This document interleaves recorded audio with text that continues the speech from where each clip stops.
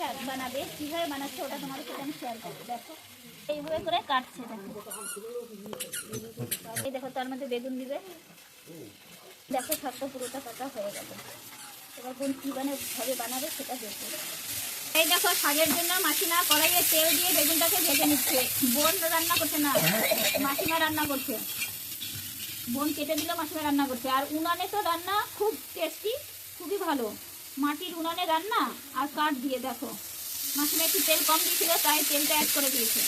সবাই সব রকমের খেয়েছো, কিন্তু কাতলা মাছের মাথা দিয়ে কেউ মেথি শাক খেয়েছো?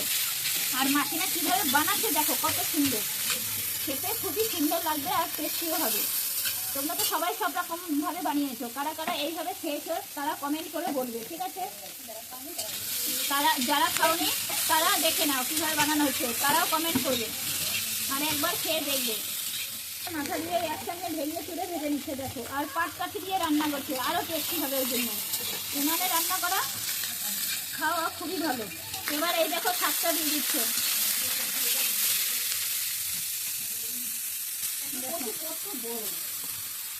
এই দেখো শাকটা সব দিয়ে দিয়েছে।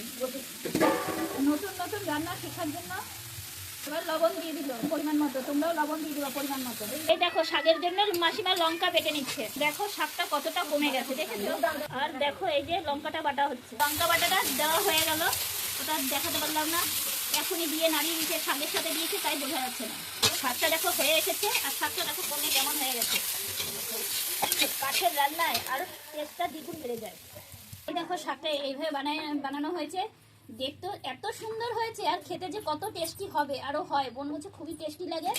তোমরা এইরকম বানাবে, বানিয়ে খেয়ে দেখবে, আর আমাকে অবশ্যই কমেন্ট করবে, শেয়ার করবে, সাবস্ক্রাইব করে পাশে থাকবে, আর নতুন নতুন রেসিপি আমার কাছে পেয়ে যাবে, ঠিক আছে?